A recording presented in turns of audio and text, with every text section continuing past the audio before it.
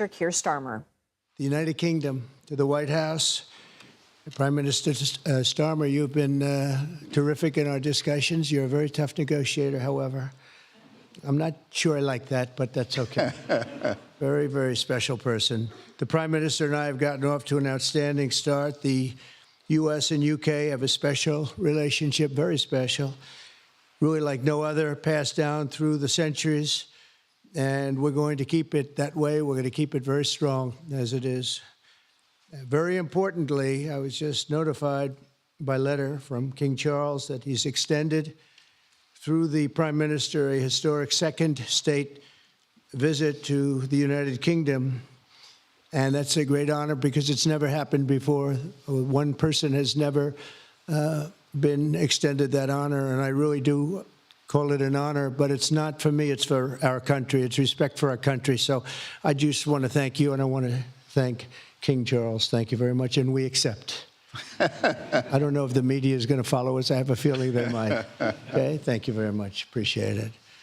I'm pleased to say that the bust of one of the Prime Minister's greatest predecessors, Winston Churchill, is now back in the rightful place in the Oval Office, and we're very proud of it.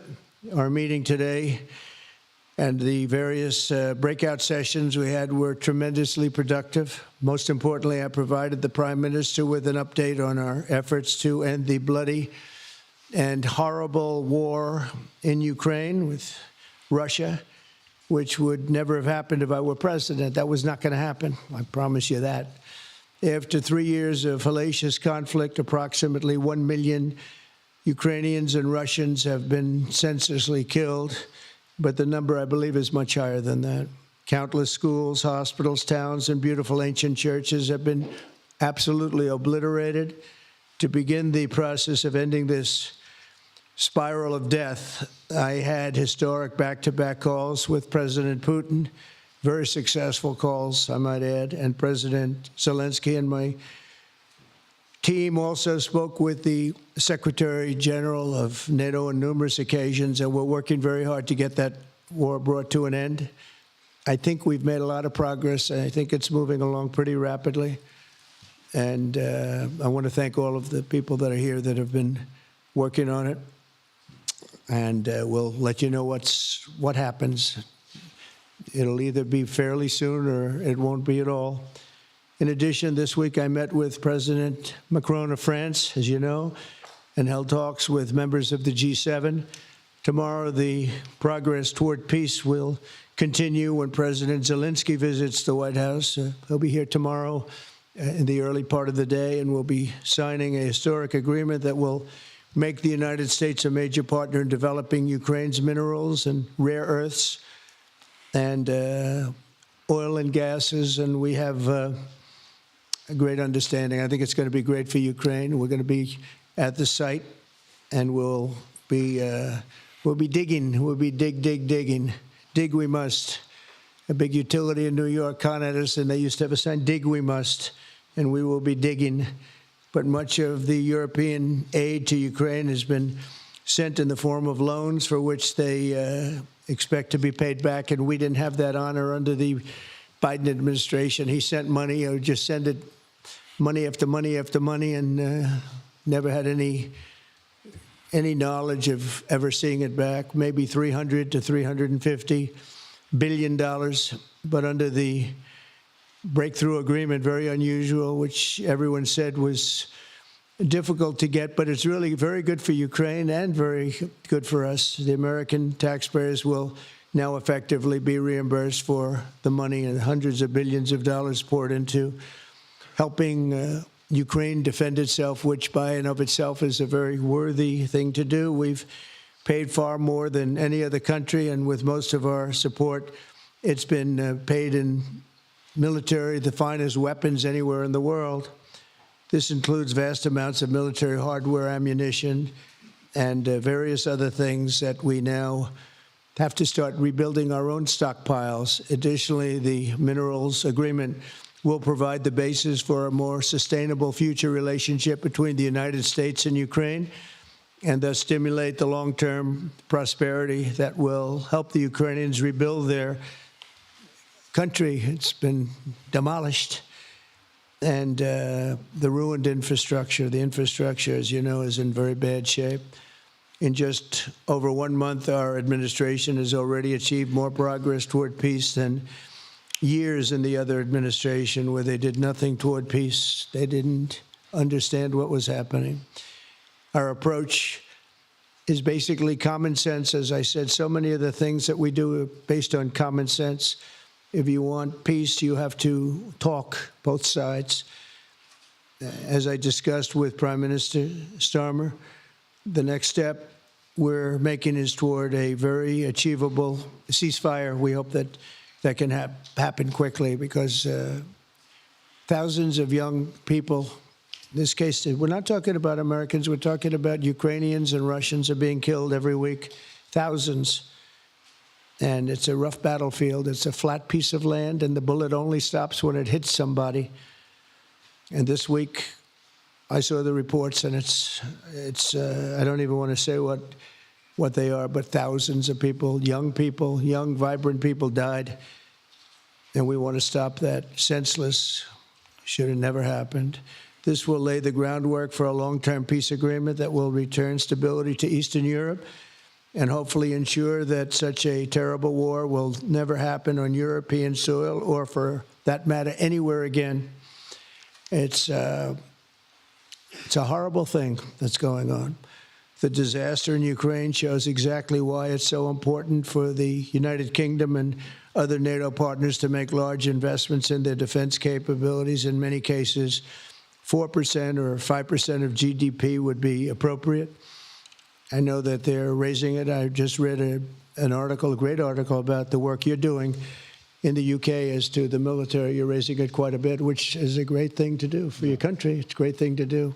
It's sad that we need that, but probably need that. So congratulations on that. I know you got it through. After years of chronic underfunding, there's an urgent need to catch up for some countries. And I want to thank the Prime Minister once again for traveling here today. Working together, I believe that we'll once again demonstrate the power of our country's unique friendship. This is indeed a unique friendship. It's been many years, and I think it's only gotten stronger, and we will make sure that it stays that way. We're going to have a great trade agreement. One way or the other, we're going to end up with a very good trade agreement for both countries, and we're working on that as we speak. I think we'll have the confines. I think we'll have something maybe even in terms of possibilities agreed to very shortly. JD's working on it, Vice President, and Scott, and I'm just looking at this all from Mike. You're going to work on it. Everyone's going to work on it. We'll see if we can do something pretty quickly, but we're going to make some great trade agreements with the U.K. and with the Prime Minister, and it'll happen very quickly. So I just want to thank you again, and please thank King Charles for the invite, and I look forward to you giving our acceptance on behalf of the United States of America. Thank you very much, sir.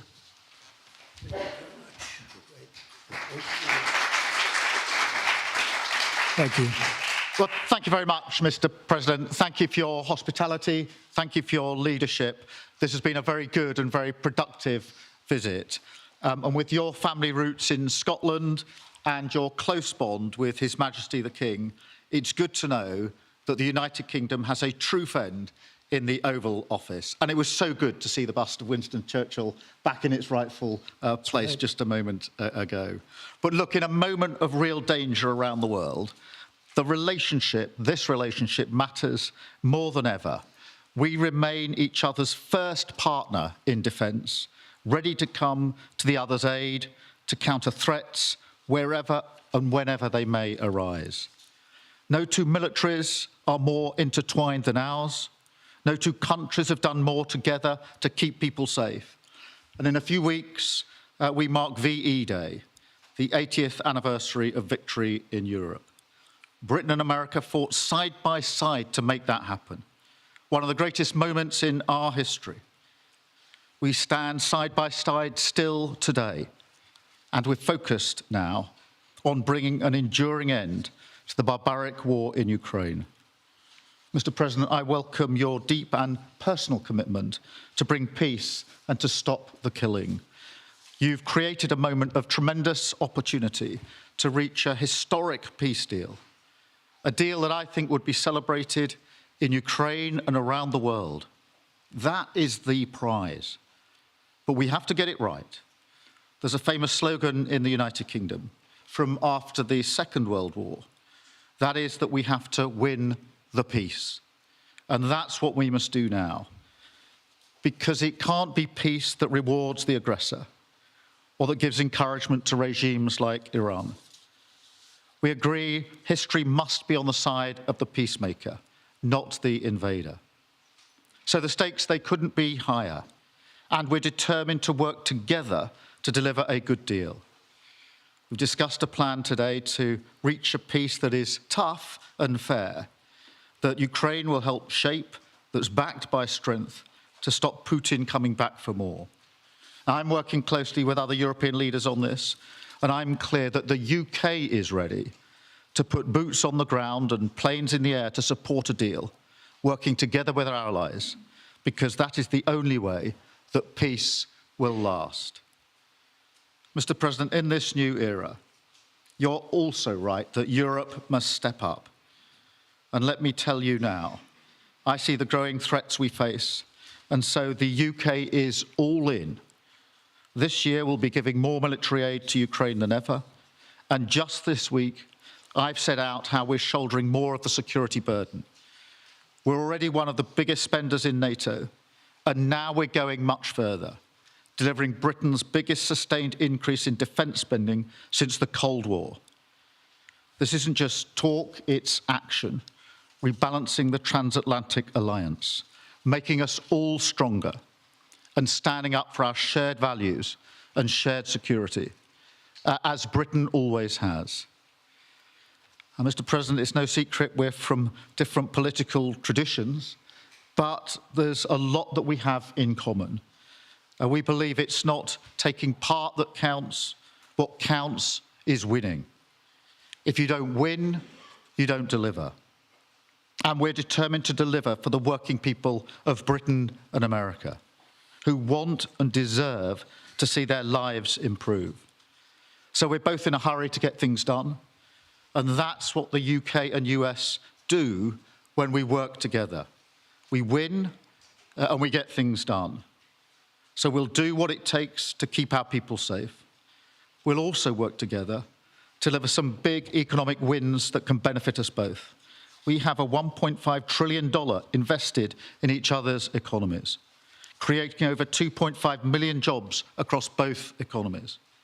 Our trading relationship is not just strong, it's fair, balanced, and reciprocal.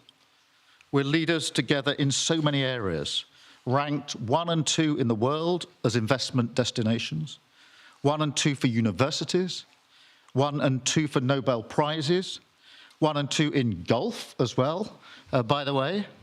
And we're the only 2 Western countries with trillion-dollar tech sectors, leaders in AI. And look, we take a similar approach on this issue. Instead of over-regulating these new technologies, we're seizing the opportunities that they offer.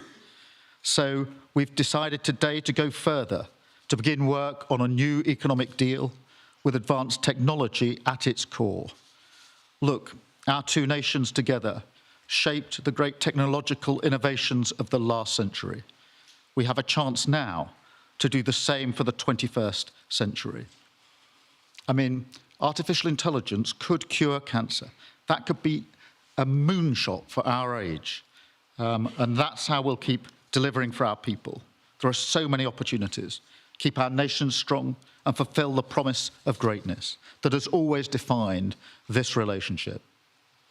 Finally, to underline the importance of this bond. It was my privilege and honour to bring a letter with me today from His Majesty the King, not only sending his best wishes, but also inviting the President and the First Lady to make a state visit to the United Kingdom an unprecedented second state visit. This has never happened before. It's so incredible, it will be historic. And I'm delighted that I can go back to His Majesty the King and tell him that President Trump has accepted the invitation. So thank you. Our teams will now work together to set a date, and we look forward to welcome you in the United Kingdom. Thank you once again. Thank you very much. What a beautiful accent. I would have been president 20 years ago if I had that accent. Thank you very much. Okay, let's see here. Go ahead, please. Thank you, Mr. President. Earlier today, you told me that you believe that foreign countries pay tariffs, but Americans who are concerned about higher prices believe, as most people do, that they're paid by consumers and importers when they import things into this country. Can you explain how you came to this belief that foreign governments are paying tariffs? And for the Prime Minister, did you discuss with President Trump his repeated statements of desire to annex Canada? And has the King expressed any concern over the President's apparent desire to remove one of his realms from his control? So I'll go ahead. The first part, the tariffs are necessary because we've been treated very unfairly by many, many countries, including our friends, friend and foe. But we've been treated very unfairly in trade at levels that nobody's really ever seen before, and especially under the Biden administration, they really took advantage of the United States. I put massive tariffs on China during my 4 years. We had the best economy in the history of our country. Probably the best economy, maybe the best economy in the history of the world. And I used tariffs to even things up. And in particular with China, we took in hundreds of billions of dollars and we had no inflation. And it's a myth. It's a myth that's put out there by foreign countries that really don't like paying tariffs, and especially to even up. So we've been treated badly by a lot. We're using tariffs. And I find, and you just have to look at the numbers, but I find that it's not about inflation, it's about fairness, and the inflation for us has not existed, and I don't think it's going to exist. We're going to bring our car industry back, we're going to bring our chips back, we're going to bring so many things back to our country, including pharmaceuticals and drugs, and the thing that's going to get us there is tariffs. And I say often, it's my favorite word in the dictionary, but I always preface that by saying now, because I got into a lot of trouble with the fake news where they say that's not good. So I say God, love, family, wife, they're all my favorite words, but tariff is about number 4 or 5 on the list. But I will tell you, it's going to make our country rich, and it's going to stop us from being a laughingstock all over the world. Because we have been taken advantage of like no country has ever been taken advantage of. Thank you very much. And look, we had a really good discussion, a productive discussion, a good discussion, as a result of which our teams are now going to be working together on an economic deal. Our teams are going to be working together on security in Ukraine. You mentioned Canada. I think you're trying to find a divide between us that doesn't exist. We're the closest of nations, and we had very good discussions today, but we didn't discuss Canada. Thank you. Please. Go ahead. Go ahead. Yes. Thank you. Hi, Natasha Clark from LBC. Mr. President, you've said you're working on a new trade deal with Britain, which we, of course, welcome. President Obama once said Britain was at the back of the queue for that trade deal. Where are we now? When do you think we're going to see that? And, Prime Minister, the BBC has today admitted serious flaws over the recent Gaza coverage, suggestions of payments made to people linked to Hamas. Does the BBC still have your trust? Thank you. Well, they didn't do well with President Obama. He'd never got a lot of things done, and he didn't get a trade deal done that was of any importance or magnitude. We've had great discussions on trade, and I think we're going to have a deal done rather quickly as it can be done. We're going to have something, I think, rather quickly. We expect to do that. Okay? Please. On the BBC, look, I've been concerned about the programme in question. The Secretary of State had a meeting with the BBC. I think it was yesterday, it could have been the day before. Thank you. Jeff, go ahead. Thank you, sir. Pardon me. Mr. President, do you support Article 5 of the NATO treaty? And are you concerned that it might be triggered if European peacekeeping forces end up in Ukraine? I support it. I don't think we're going to have any reason for it. I think we're going to have a very successful peace, and I think it's going to be a long-lasting peace. And I think it's going to happen hopefully quickly. If it doesn't happen quickly, it may not happen at all. And we want it for two reasons. Number one, I want to see on a humane basis, I want to see soldiers stop getting shot, because largely it's soldiers now. Towns have been obliterated, but it's largely that. And I don't want to pay billions and billions and billions of dollars, nor does the Prime Minister or anybody else, on a senseless war that should have never happened. And we're going to get it taken care of. But I think it's going to be a peace that's going to be long-lasting. Do you have a question for the Prime Minister?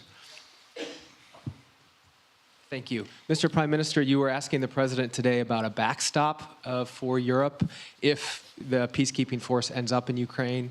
Did you feel like you got a satisfying answer for yourself and for Europe? And Mr. President, if you want to comment on that as well, please do. I felt we had a very productive discussion. Obviously, as the President says, the deal has to come first. But yes, our teams are going to be talking about how we make sure that deal sticks, is lasting and enforced. So our teams will be talking about that. Okay. Please, Blue. Mr. President, some experts think it could take more than a decade to mine the precious minerals from Ukraine. How much should the U.S. expect to receive, and when do you expect to see that come to fruition? Well, we're never going to know that answer, but by our being in Ukraine and doing the exploration and also the digging and taking the rare earth, which we need in our country very badly, we'll be doing a substantial amount of work, probably about at least what we have in there, and we hope to be able to do that. You never know when it comes to that. You know, you dig and maybe things aren't there like you think they're there, but we'll be spending a lot of time there. It'll be great for Ukraine. It's like a huge economic development project, so it'll be good for both countries, okay? Please.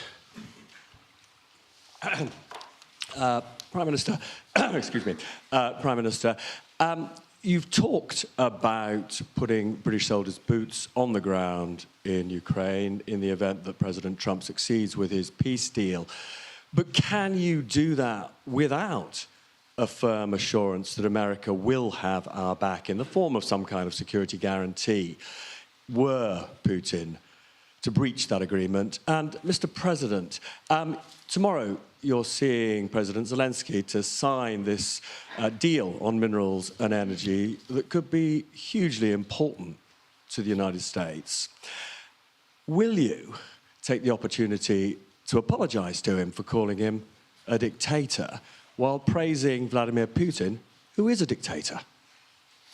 Well, Robert, let me start by saying I've been really clear today and previously that I think that European countries, including the United Kingdom, need to step up in our own defence and security. We've been doing that in recent days. You saw the announcement we made on spending just the other day.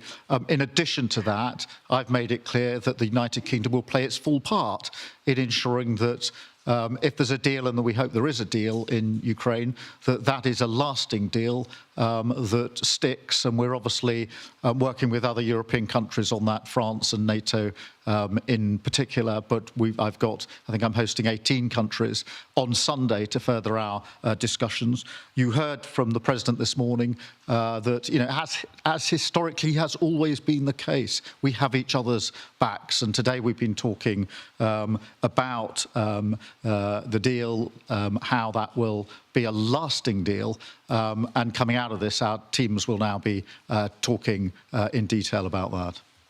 And I think we're going to have a very good meeting tomorrow, 11 o'clock. And I think we're going to have a very good meeting tomorrow morning. We're going to get along really well, okay? We have a lot of respect. I have a lot of respect for them. We've given them a lot of equipment and a lot of money, but they have fought very bravely, no matter how you figure it. They have really fought. Somebody has to use that equipment, and they have been very brave in that sense. Yeah, please, go ahead. Ceasefire deal is nearing an end this Saturday, and there's been some worry that phase 2 might never get there. Do you believe that phase 2 of the ceasefire in Gaza will come to fruition? And have you spoken to Netanyahu about it? And for the Prime Minister, this peacekeeping deal has been pushed forward by the UK and France as well. Have you been in discussions with any other European countries to join this initiative? And are you expecting Commonwealth countries to also join the effort? Thank you. So we're working very hard in the Middle East and Gaza and all of the problems, and it's been going on for years and years and centuries and centuries. It's a tough neighborhood, but it could be a very beautiful neighborhood, and I think we're going to come up with some pretty good solutions. But phase 1 is almost complete. We've had some people that have been very seriously injured, very seriously hurt, both physically and mentally. They've come out of there and some of them in very, very bad shape. It's shocking. Many young people aren't in bad shape. Young people are strong, healthy. They don't die. People have come out dead, young people and old people. It's a rough situation, but I think we're going to make it much better. And I think that we've had a huge impact on that since we've been in just the 4 weeks. I think we've had a huge impact on Gaza, the Middle East, and we have some pretty good talks going on concerning lots of other people that are going to make it better. So we'll see what happens. Nobody really knows, but we'll see what happens. But I think we've had a very positive impact. Prime Minister? Yeah, on the question of the European countries, yes, I've spoken to a number of countries, particularly in the last few weeks. We had a meeting in Paris last week. I've got a meeting on Sunday with 18 countries to further our discussions. Obviously, we've been talking quite intensely to our French colleagues and to NATO, but to other countries as well, because, as I say, I think it's important for European countries, including the United Kingdom, to step up and do more in the defence and security of Europe and our continent and the United Kingdom, and we'll do so. Well, we're talking to a number of other countries. Thank you. Yes, in the red, please. Pink red, flaming red. Is it me or her? Go ahead. Okay, thank you, Mr. President. A question on Ukraine. Number one is, if you're not considering the security guarantees, are you open to other forms of, for example, intelligence cooperation with Ukraine? And Mr. Prime Minister, President Trump has proposed a plan for Gaza. Does this fit into the two-state solution that the UK held for a long time? Do you see it fit into your general Middle Eastern strategy? Thank you so much. Yeah, thank you very much. We're open to many things, but before I even think about that, that's almost pleasant to think about because that would mean that peace has been arrived at. We have to arrive at that peace. And, you know, you went 3.5 years with an administration that never even really had a meeting. They didn't have a meeting on peace. And there was no prospect of peace. I think, frankly, Russia wanted to go through the whole long deal. I don't think they do anymore. I don't think they do. We had a very big impact on that whole situation. But I don't like talking about phase 2 until I get phase 1. Phase 1 is I have to make peace. And we have to get Russia to agree. We have to get Ukraine to agree. And I think we will, I think we've come a long way. I believe we're going to get it done. I wouldn't say that if I didn't think so. And I think it will be very important, very historic, and we're going to save a lot of lives. On the question of Gaza, the last few weeks of the ceasefire have been very impactful. And for me, there are two images that I remember more than any other. The first is Emily Damari, who is British, being reunited with her mother. You may remember she had her fingers missing after what she endured. That was an incredible moment. I'd spent a lot of time with her mother whilst she was held captive, and her mother went through absolute torture.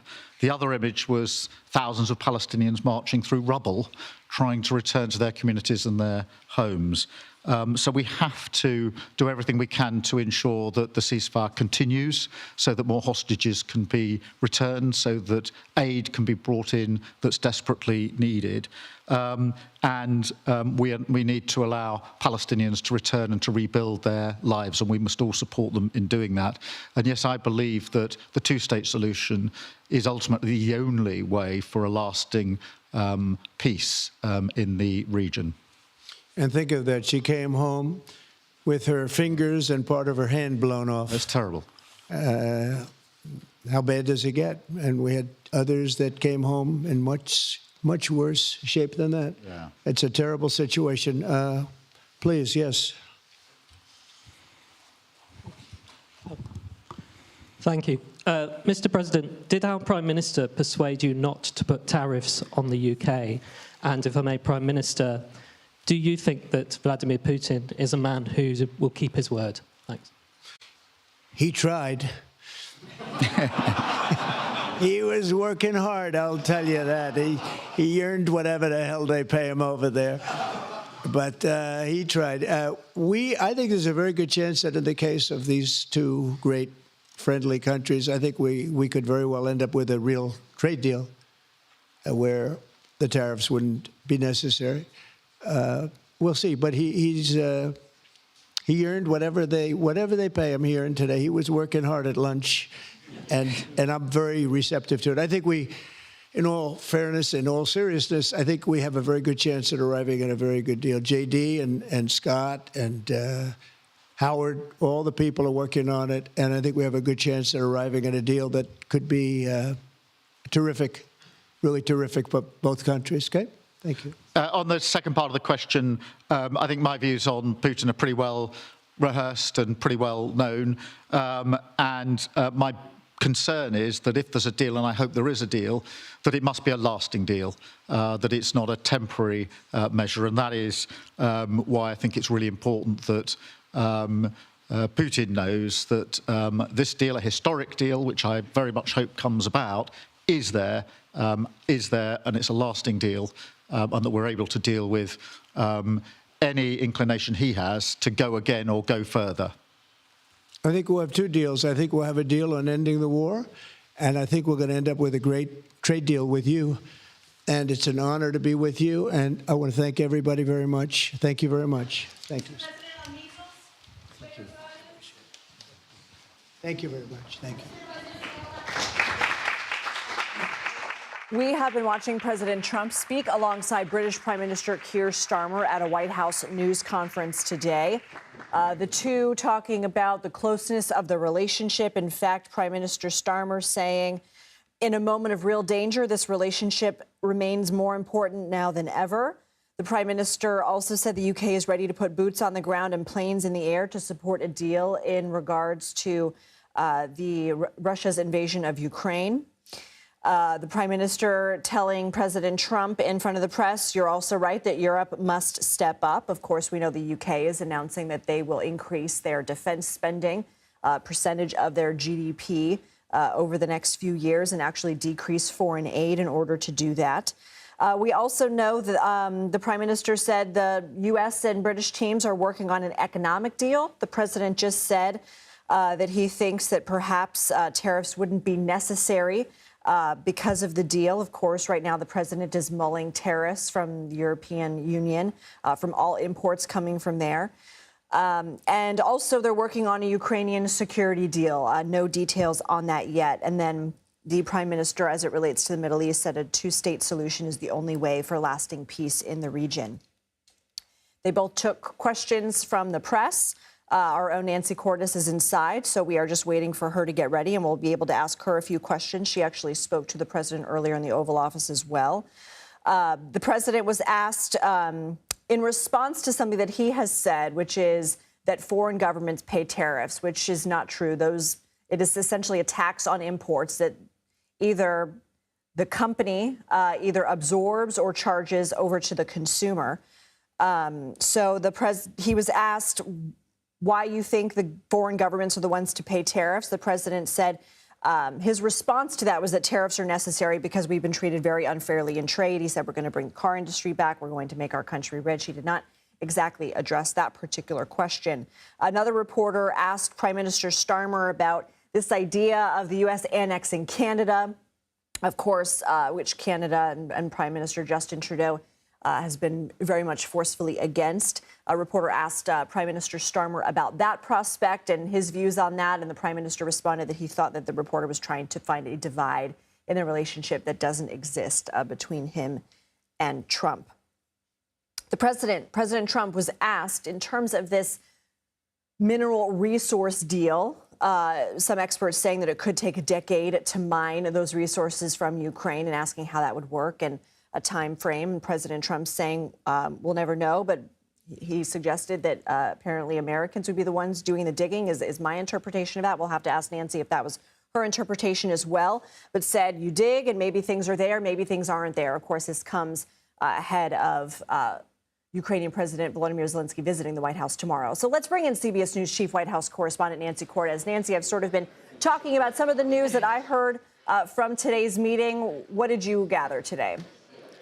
I think what was most notable, both here in this press conference, but also earlier in the Oval Office, is that the president appears to have had some kind of change of heart just in the past 24 hours when it comes to Ukrainian President Volodymyr Zelensky.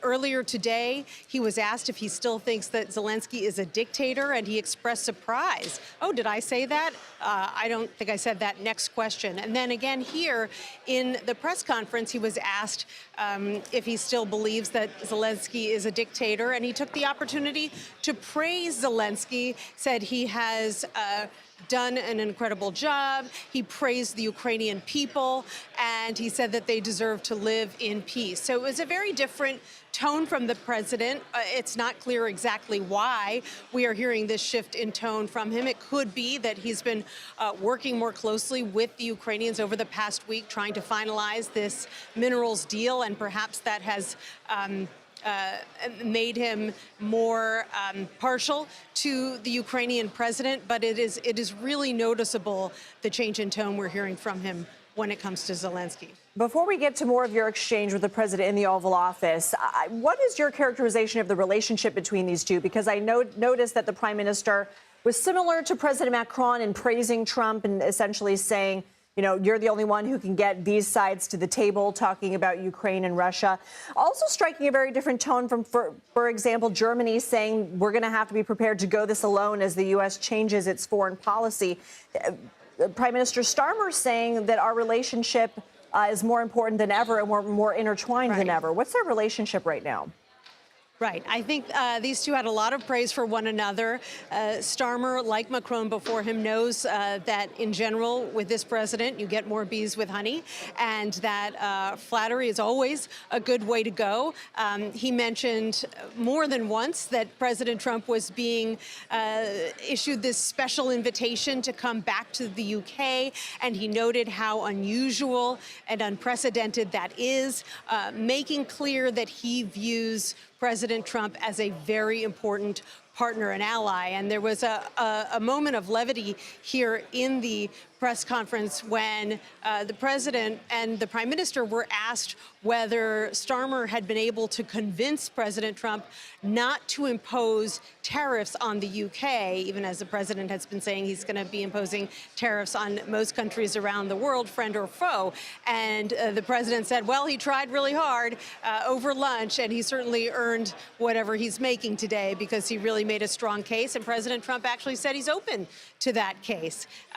So it did seem that the two had a productive and friendly conversation here at the White House today. Now, you mentioned a lighter moment, a lot of laughter after that he tried remark. Nancy, I've teased this twice now. You were inside the Oval Office when President Trump sat down with the prime minister. You asked President Trump about his efforts to protect veterans amid all these DOGE cuts, Department of Government Efficiency. Let's play that exchange.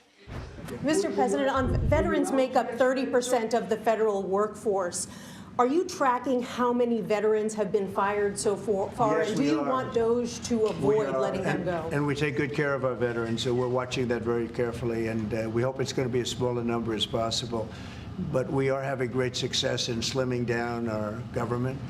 It's been really very successful, and some took payouts and buyouts, and Others took other things, and some people we're finding out don't even exist. We're finding that we have a lot of people that don't exist, that people thought that did. We will be making a statement on that, but we're taking care of our veterans. We love our veterans. We're going to take good care of them. So, Nancy, it seems to be two conflicting ideas. Hopefully it's as small as number as possible, but we're very successful in slimming down the government workforce. Right. Right, and the reason I asked that question is because Democrats are now estimating that 6,000 veterans so far have lost their jobs as a result of these DOGE cuts, because veterans make up such a large percentage of the federal workforce. And part of the challenge has been that, as you know, they've been going after probationary workers first, workers who don't have full civil service protections because in many cases they've only been on the job for a year or two. Well, that is an area in particular where veterans are concentrated, because while they have served their country in uniform for many years, they may be new to the federal workforce in a civilian capacity. And so they have been caught up in these cuts. And when I asked the president about that, he said, well, we're going to try to make sure it's as few veterans as possible. But we haven't gotten any indication that that is a special and specific effort that is underway by DOGE, by these agencies to prevent veterans from losing their jobs. Nancy, before we brought you in, I was talking about an exchange between a reporter and President Trump about the Ukrainian mineral deal. We know that Ukrainian President Zelensky is expected at the White House tomorrow. A framework on that deal has been agreed upon. It could be signed tomorrow. And the reporter was saying some experts say it could take a decade to mine these resources from Ukraine. The president seemed to suggest that it would be Americans who would be digging this up in Ukraine and that we never really know what you're going to get. Is that your understanding also of the president's response? And did we know that prior to today? So, you know, a lot of the details about this deal are shifting and coming out piecemeal. It's not surprising that the president, who often approaches these kinds of negotiations with the mindset of a real estate builder and investor, might want Americans to actually be involved on the ground, seeking out some of these rare earth minerals. So that would not be surprising if that is, in fact, a part of the deal. Interesting that there was a suggestion that this might not benefit Ukrainians or Americans right away because it takes such a long time to locate and get to the minerals. Another interesting thing that the president said was that this could kind of be, you know, like an economic benefit for Ukraine itself, having Americans there, that, you know, that there would be, you know, more people spending money in Ukraine, and that would help Ukraine. Well, that's kind of the idea behind a lot of USAID projects as well around the world, that Americans come in, they spend money there, they spend money on projects, and it helps the local or governmental, local economy or the country's economy. And we know that USAID has been all but wiped out by this administration. Nancy Cortez, thank you. You're welcome. President Trump says his proposed tariffs on Mexico and Canada are set to go into effect next week. The sweeping tariffs were paused earlier this month after President Trump spoke with leaders from both nations. According to the president, both Mexico and Canada will face 25% tariffs on imports starting on March 4th. Also starting on March 4th, China will be charged an additional 10% tariff on all imports on top of the 10% tariff that is already in place. Hundreds of workers at the U.S. Agency for International Development, or USAID, are cleaning out their desks. The department was abruptly closed down today. Employees were assigned 15-minute windows throughout the day in order to collect their belongings. Let's bring in CBS News White House reporter Aaron Navarro for more on this. Aaron, we've been talking about cuts at USAID since I feel like inauguration almost. Bring us up to speed on what has happened to the organization